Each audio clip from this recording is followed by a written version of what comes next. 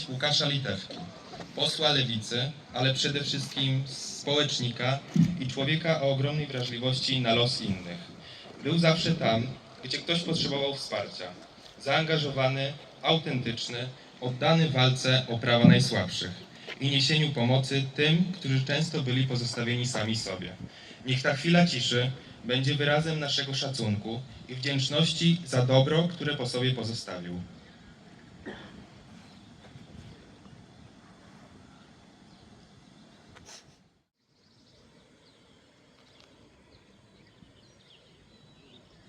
Dziękuję. Szanowni Państwo, rozpoczynamy dzisiejsze obchody. Za chwilę odegrany zostanie hymn państwowy, a następnie hymn Unii Europejskiej. Do hymnu.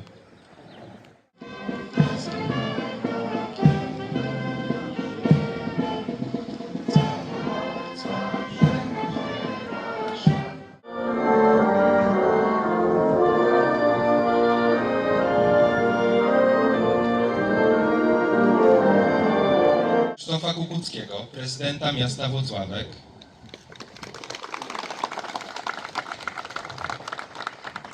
Pana Stanisława Pawlaka, senatora Rzeczypospolitej Polskiej. Pana Piotra Kowala, posła na Sejm Rzeczypospolitej Polskiej. Radnych miasta Włocławek. Witam delegację Nowej Lewicy Powiatu Lipnowskiego, Włocławskiego i delegację gminnych organizacji Lewicy. Witam także przedstawicieli pozostałych partii, organizacji i związków zawodowych przybyłych na dzisiejsze obchody.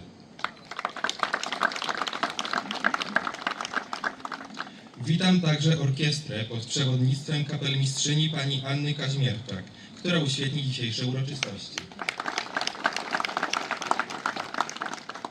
Witam również przedstawicieli włocławskich mediów.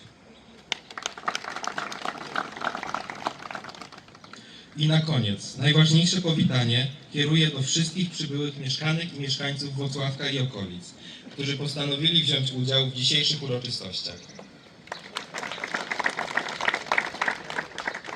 A teraz o zabranie głosu proszę Piotra Kowala, posła na Sejm Rzeczypospolitej Polskiej.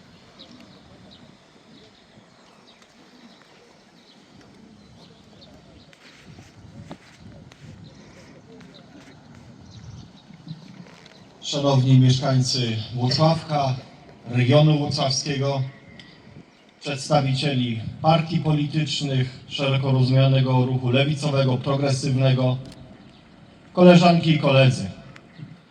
Jak co roku włocławskie bulwary są miejscem rozpoczęcia naszego najważniejszego święta.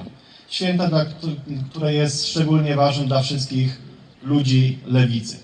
Bo 1 maja to oczywiście przede wszystkim Międzynarodowy Dzień Solidarności i Ludzi Pracy, czyli święto tych wszystkich, którzy każdego dnia swoją ciężką, niestrudzoną pracą budują bogactwo i rozwój tego kraju. Ale z drugiej strony 1 maja tak szczęśliwie historia nas obdarzyła i każdego roku warto to przypominać. Świętujemy wstąpienie Polski do Unii Europejskiej. W tym roku 22. rocznica wstąpienia nas do wspólnoty, która opiera się właśnie na takich wartościach jak solidaryzm społeczny, jak poszanowanie dla prawa pracy, dla prawa i dla demokracji. Szanowni Państwo, my jako Lewica dzisiaj mamy powód do dumy. Jesteśmy już ponad 2 lata po przejęciu władzy i dzisiaj jest czas, żeby mówić o tych sukcesach, o tym, co zrobiliśmy dla ludzi pracy. Ale zanim, to warto jasno powiedzieć i odczarować pewne wyobrażenie, i to jest nasze zadanie. Dzisiaj człowiek pracy to jest każda osoba zatrudniona. To jest kierowca autobusu, nauczycielka, pracownik biura, pielęgniarka, przedsiębiorca, który pracuje na kontrakcie B2B albo na jednoosobowej działalności gospodarczej. Wszyscy ci, którzy są zatrudnieni. I to jest dzisiaj ich święto. A nam jako ludziom lewicy zależy na tym, żebyśmy przede wszystkim mówili o godności i o wartości pracy. Bo każda praca ma sens, bo każda praca ma swoją wartość. Dlatego nastąpiła zmiana ustawy, która zmienia definicję stażu pracy. Nieważne, czy pracowałeś na zlecenie, czy pracowałeś na umowę o pracę, każda praca ma sens. Każda praca ma sens, dlatego już na samym początku rozpoczęcia naszych rządów podwyższyliśmy wynagrodzenia w szeroko rozumianej strefie budżetowej. To dlatego wprowadziliśmy zmiany typu aktywny rodzic, żeby przywracać ludzi na rynek pracy. To dlatego też pamiętamy o tych, którzy budowali bogactwo naszego kraju w latach przeszłych, stąd świadczenie wspierające renta wdowia. Przypomnę, że od 2027 roku to świadczenie będzie zwiększone. Tych sukcesów, które Lewica, jako ta odpowiadająca za komponent rodziny pracy w tym rządzie, jest zdecydowanie więcej i o tym będziemy mówić każdego dnia. A będziemy mówić dlatego, że dzisiaj, choć oczywiście mamy 2026 rok, to za rok o tej porze będziemy rozpoczynać marsz o walkę o Polskę. Dlatego, że to, że dzisiaj jesteśmy w Unii Europejskiej, to nie jest dane raz na zawsze. Bo nasi oponenci, jedni wprost, jedni w sposób zaowalony, mówią, że być może warto zastanowić się nad tym, czy Polska powinna być w Unii Europejskiej. Więc ja wam, koleżanki i koledzy, odpowiadam, że warto i musimy zrobić wszystko, żebyśmy pozostali częścią tej wspólnoty. Bo dzisiaj wybór jest jasny. Albo jesteśmy częścią świata zachodniego, albo jesteśmy na marginesie.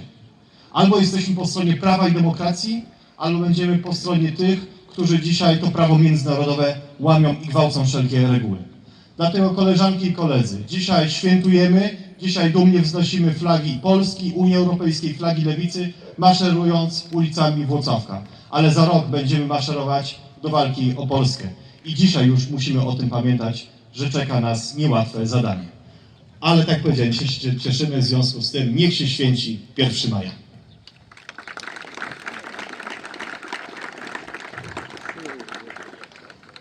Dziękuję.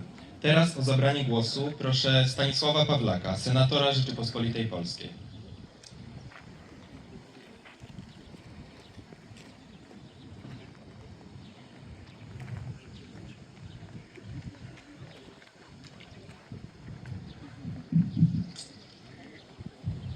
Koleżanki i koledzy, Szanowni Państwo.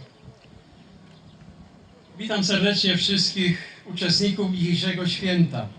Święta pracy, zgromadzonych przy pomniku ludziom pracy we Włocławku.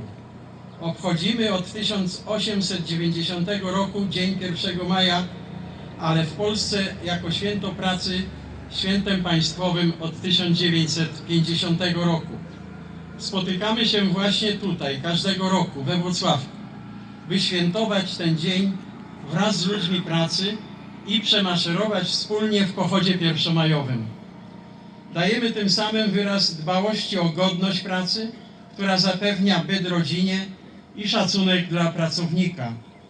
Dzisiejsze święto jest też okazją do podkreślenia podstawowych praw pracowniczych, takich jak sprawiedliwe wynagradzanie, przestrzeganie czasu pracy i zapewnienie bezpiecznych warunków pracy.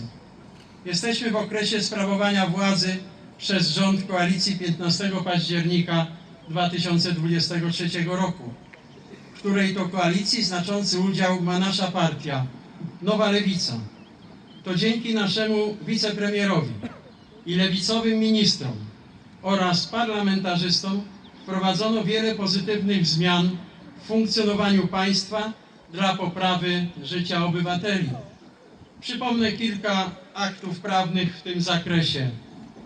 Ustanowienie renty wdowiej, uchwalenie świadczenia honorowego dla stulatków, wprowadzenie dnia wolnego od pracy w Wigilię, podwyższenie zasiłku pogrzebowego, finansowanie programu in vitro, uruchomienie programu budowy tanich komunalnych mieszkań na wynajem, zapewnienie znaczących podwyżek dla nauczycieli sfery budżetowej. Musimy też pamiętać, że budżet państwa zabezpiecza pieniądze na wszystkie programy społeczne, ale przede wszystkim na obronę narodową i służbę zdrowia, a także na dodatkowe wsparcie dla samorządów terytorialnych. Skończył się czas tak zwanych zasiłków dla samorządów. Obecna opozycja krytykuje rząd pod każdym względem, a szczególnie wskazuje na duży deficyt budżetowy, zapominając o tym, że to poprzedni rząd jest temu winien wraz z prezesem Narodowego Banku Polskiego. Rząd PiS przekazał państwo przy 0% wzrostu PKB z inflacją ponad 18% i ze spłatą zaciągniętych zobowiązań oraz niedoszacowanymi wydatkami. Kolejny rok budżet państwa jest obciążony zobowiązaniami zaciągniętymi przez poprzedników w Banku Gospodarstwa Krajowego i w różnych funduszach i fundacjach. Gdyby tego nie było, to deficyt budżetowy byłby o połowę niższy. Narodowy Bank Polski ze stratą, a więc brak pieniędzy dla obecnego rządu, które winny wpływać właśnie do budżetu państwa. Szanowni Państwo, nasz rząd dobrze prowadzi Polskę i dba o wspólną przyszłość. Jesteśmy częścią Unii Europejskiej. Dzięki członkostwu w Unii nasz kraj jest bogatszy, bezpieczniejszy i szybciej się rozwija. Decyzja o przystąpieniu do Unii Europejskiej była jedną z najlepszych w historii Polski. Rząd ją podjął i prezydent, przypominam, z lewicy. Dziś więcej zarabiamy. Mamy wyższą jakość usług publicznych, lepiej rozwiniętą infrastrukturę. Samorządy korzystają z dodatkowych środków unijnych.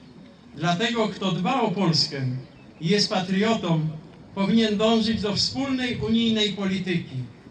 Pozytywnym przykładem takich działań jest program SAFE, wzmacniający obronność Polski i zapewniający jej rozwój gospodarczy. Blokowanie środków z programu SAFE jest działaniem na szkodę Polski i Polaków, a mówienie o wirtualnych pieniądzach pochodzących z zysku Narodowego Banku Polskiego jest nierealne przy obecnej stracie tego banku.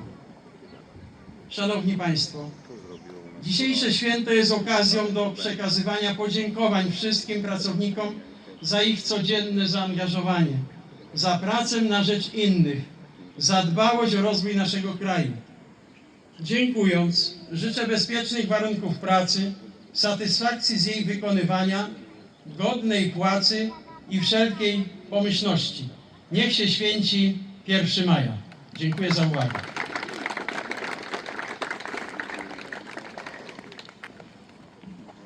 Dziękuję. Teraz o zabranie głosu proszę Joannę Hoffmann-Kupisz, wiceprzewodniczącą Rady Miasta Włocławek oraz przewodniczącą Klubu Radnych Lewicy.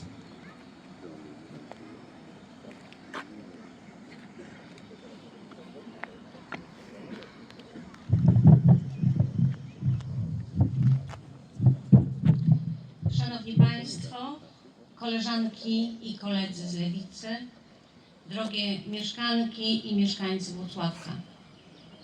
Spotykamy się dziś 1 maja w dniu szczególnym, który od ponad wieku przypomina nam, że prawa pracownicze, bezpieczeństwo socjalne i godność pracy nie pojawiły się same.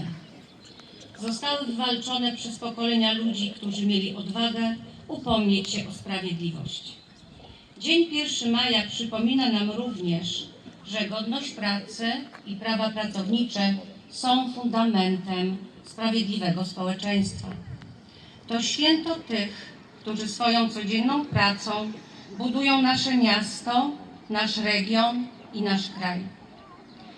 Lewica zarówno w Polsce, jak i na świecie od zawsze stała po stronie ludzi pracy. To dzięki ruchom robotniczym i partiom lewicowym wprowadzono fundamentalne prawa, które dziś traktujemy jako oczywiste. 8-godzinny dzień pracy, płatne urlopy, prawo do zrzeszania się, ubezpieczenia społeczne czy publiczna ochrona zdrowia. To nie były prezenty, to były zdobycze, które zmieniły życie milionów ludzi. W Polsce dorobek lewicy jest równie istotny. To po 1989 roku środowiska lewicowe tworzyły nowoczesne państwo. Wprowadzono system powszechnego ubezpieczenia zdrowotnego, rozwijano dostęp do edukacji na wszystkich poziomach, inwestowano w infrastrukturę i samorządność. To rządy lewicowe doprowadziły do przystąpienia Polski do Unii Europejskiej, decyzji, która otworzyła przed naszym krajem nowe możliwości rozwoju, wsparcia dla regionów takich jak nasz oraz poprawy jakości życia milionów Polek i Polaków. Lewica konsekwentnie walczyła także o prawa pracownicze w realiach gospodarki rynkowej, o wzrost płacy minimalnej, ograniczenie umów śmieciowych i większą stabilizację zatrudnienia. To również nacisk na rozwój usług publicznych, szpitali, szkół, transportu publicznego i mieszkań dostępnych dla zwykłych ludzi, nie tylko dla najzamożniejszych. Nie można też zapomnieć o wymiarze społecznym i obywatelskim. Lewica od lat stoi na straży równości kobiet i mężczyzn, osób młodych i starszych, wszystkich obywateli niezależnie od przekonań czy pochodzenia. To walka o świeckie państwo, prawa człowieka oraz społeczeństwo otwarte i solidarne. Bo sprawiedliwość społeczna to nie tylko kwestie ekonomiczne, to także szacunek, równość i godność każdego człowieka. Dziś jednak stoimy przed nowymi wyzwaniami. Wysokie koszty życia, niepewność na rynku pracy oraz kryzysy gospodarcze i klimatyczne sprawiają, że wiele osób znów zaczyna czuć się pozostawionymi samym sobie. Młodzi ludzie często nie widzą dla siebie perspektyw w mniejszych miastach, takich jak Włocławek. Seniorzy martwią się o bezpieczeństwo i dostęp do opieki. Pracownicy oczekują stabilności i uczciwego wynagrodzenia. Dlatego właśnie dziś ideały lewicy są tak samo potrzebne jak w minionych latach. Potrzebujemy państwa i samorządu, które inwestują w ludzi, w ich zdrowie, edukację, mieszkania i bezpieczeństwo. Potrzebujemy gospodarki, która służy społeczeństwu, a nie odwrotnie. Rolą współczesnej lewicy powinno być również podejmowanie kwestii, które są dziś pomijane lub traktowane powierzchownie. Wśród nich m.in. troska o pracowników, którzy chcąc podnieść swój standard życia, pracują na więcej niż na jednym etacie. To ochrona prawa własności. To sprawiedliwa partycypacja wszystkich grup społecznych w kosztach systemu ochrony zdrowia. To ochrona praw dzieci, a także ochrona praw zwierząt. Dlatego 1 maja to nie tylko dzień wspomnień, ale także dzień zobowiązania. Zobowiązania, że będziemy dalej działać i że w naszych działaniach będziemy kierować się dobrem tych, którzy potrzebują naszego wsparcia. Mówiąc lewica, mamy na myśli także Włocławek, nasze miasto, od wielu lat utożsamiane z lewicowością. Poparcie dla włocławskiej lewicy nie wzięło się znikąd. To efekt zaufania mieszkańców do ludzi samorządu wielu kadencji oraz przekonania o ich trosce o dobro miasta i jego mieszkańców. Obecna kadencja, w której lewica ma swojego prezydenta, zastępcę oraz największy klub radnych w Radzie Miasta, to konsekwentne działania na rzecz rozwoju miasta, będące przykładem zaangażowania i odpowiedzialności, a także powodem do dumy. My nie tylko mówimy o wartościach, my je realizujemy. Dzięki zaangażowaniu prezydenta Krzysztofa Kukuckiego oraz radnych lewicy powstały mieszkania na tani wynajem. To właśnie przy ulicy Celulozowej powstało jedno z najbardziej rozpoznawalnych w Polsce osiedli mieszkań komunalnych. Inwestycja, która stała się symbolem nowoczesnej polityki mieszkaniowej lewicy. Lewica we Włocławku udowadnia, że samorząd może działać inaczej, bliżej ludzi, bardziej odpowiedzialnie i sprawiedliwie, że można inwestować w mieszkania, a nie tylko mówić o problemie, że można poprawiać warunki pracy, a nie tylko o nich dyskutować. To także konkretne działania na rzecz jakości życia. To rewitalizacja przestrzeni miejskiej i przywracanie życia włocławskiej Starówce. To inwestycje w drogi, transport publiczny i ścieżki rowerowe. to rozwój kultury i skuteczne pozyskiwanie środków zewnętrznych. I będziemy iść dalej. Właśnie dlatego 1 maja ma dziś tak wielkie znaczenie, bo to nie jest tylko święto przeszłości. To święto tego, co robimy tu i teraz dla mieszkańców, dla rodzin, dla młodych ludzi, którzy chcą pozostać we Włocławku i wiązać z nim swoją przyszłość. To zobowiązanie, że będziemy dalej budować miasto równych szans. Miasto, w którym praca daje bezpieczeństwo. Miasto, które nikogo nie zostawia w tyle.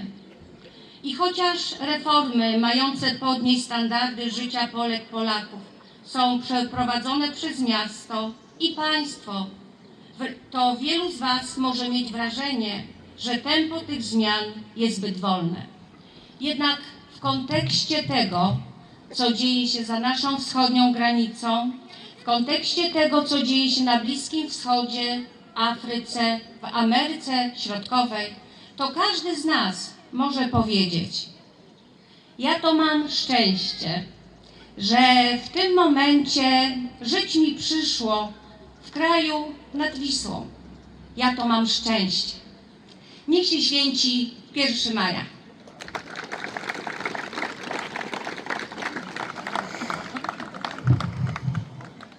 Dziękuję.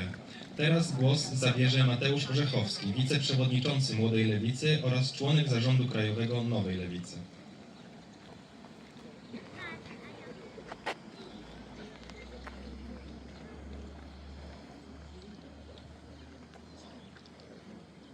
Szanowni Państwo, drodzy mieszkańcy Włocławka, koledzy i koleżanki.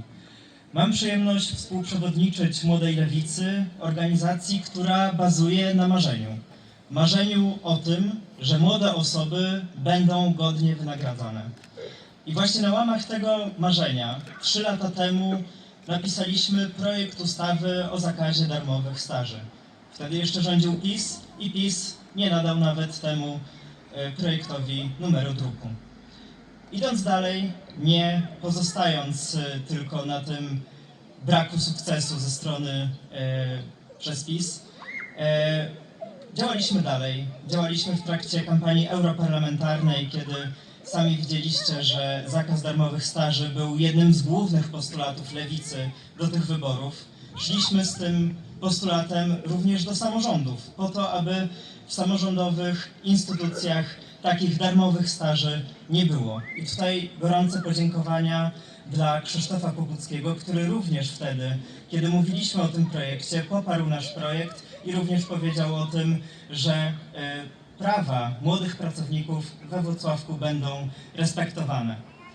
No i idąc dalej, Lewica weszła do rządu, rozpoczęły się prace dzięki ministrze Agnieszce Dziemianowicz-Bąk i Młoda Lewica była w te prace włączona. Negocjowaliśmy przepisy, które zapewnią godne warunki pracy młodym osobom. I teraz mamy sukces, bo ta ustawa jest już w konsultacjach społecznych. Ta ustawa była wspominana również przez Donalda Tuska w swoim exposé, który poparł to, żeby zakaz darmowych staży wprowadzić.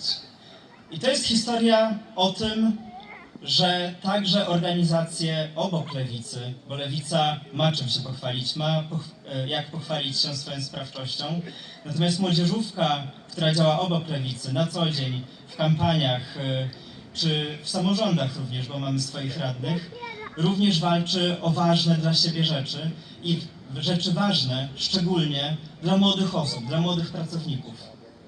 I dlaczego to robimy?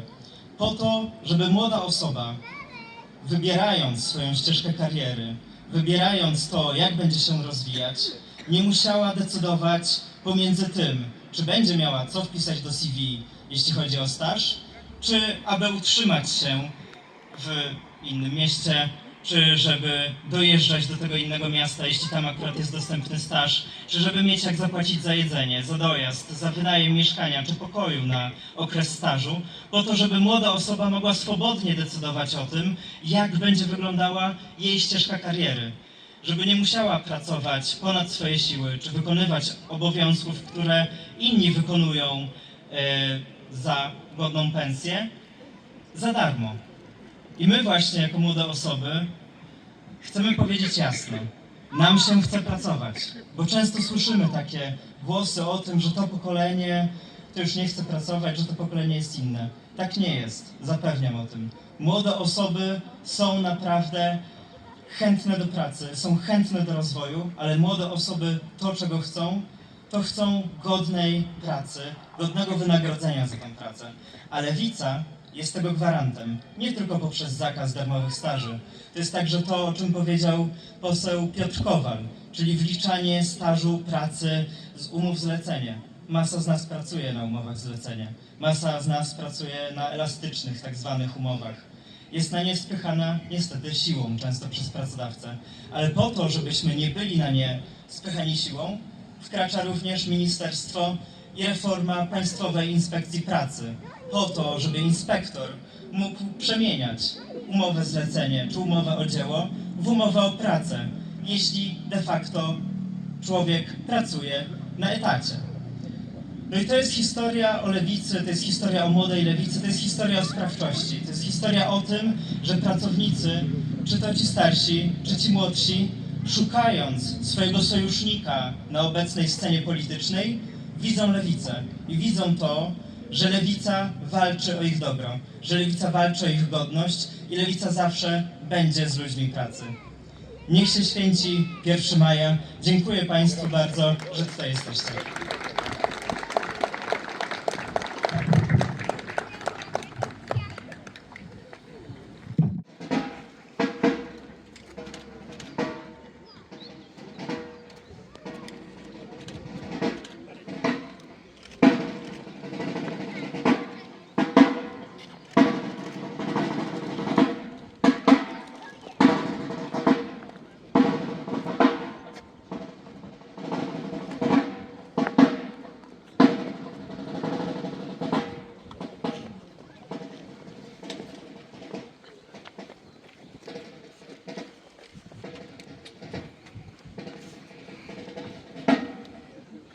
Wiązankę kwiatów składa Piotr Kowal, poseł na Sejm Rzeczypospolitej Polskiej.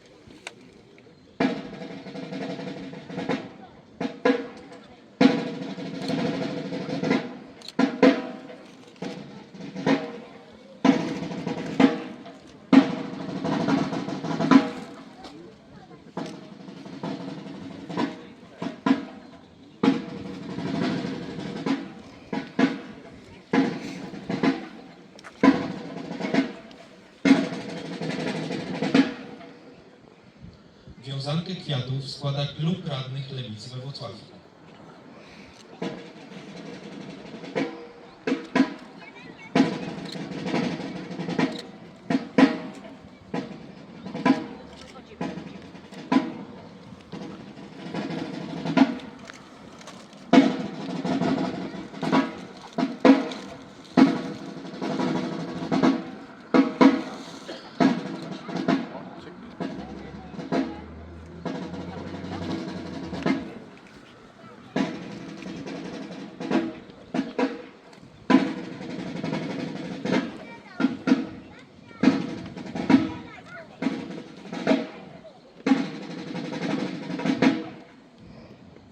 Wiązankę kwiatów składa delegacja Rady Powiatu Włocławskiego.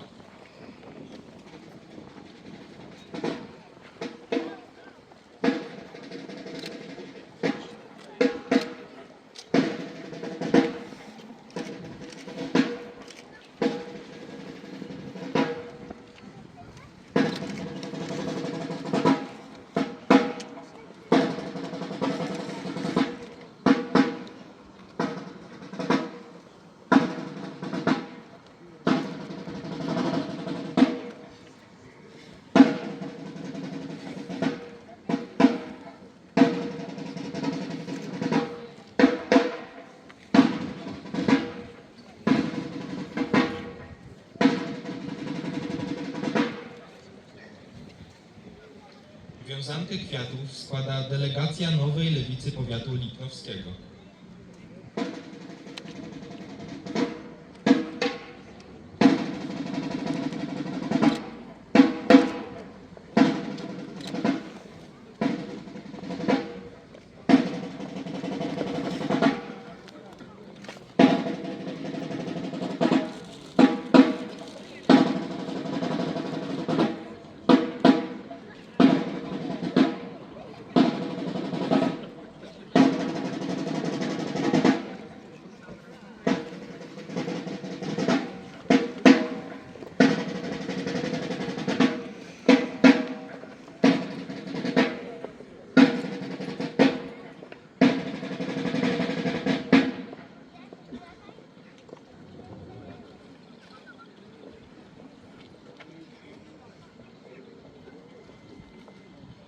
Wiązankę kwiatów składa delegacja Koła Nowej Lewicy Lipno.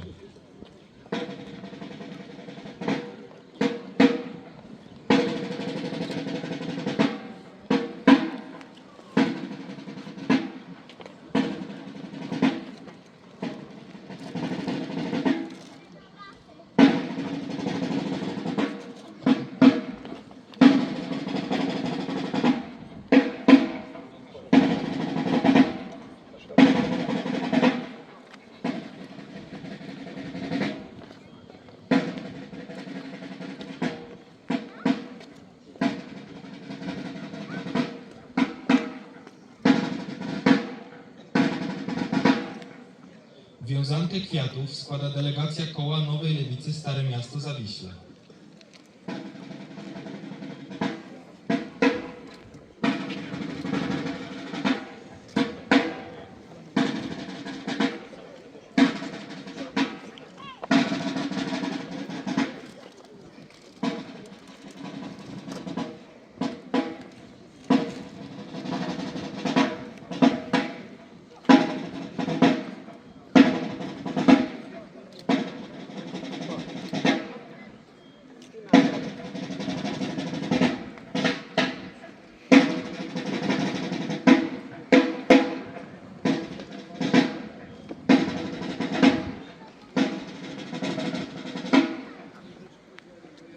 Wiązankę kwiatów składa delegacja Koła Nowej Lewicy Południe 1.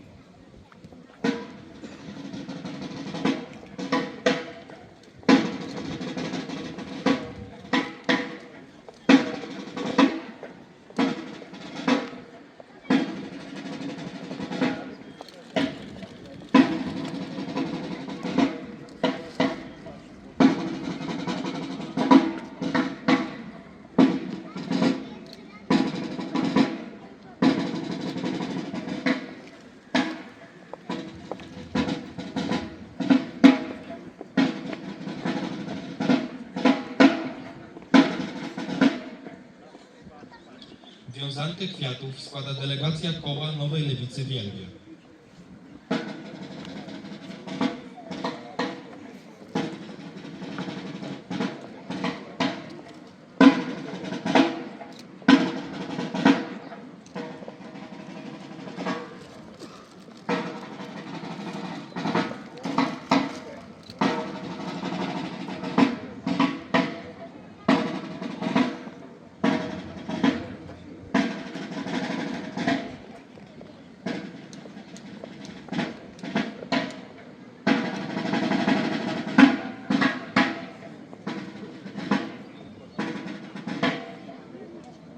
Wiązankę kwiatów składa delegacja Koła Nowej Lewicy Dobrzyn nad Wisłą.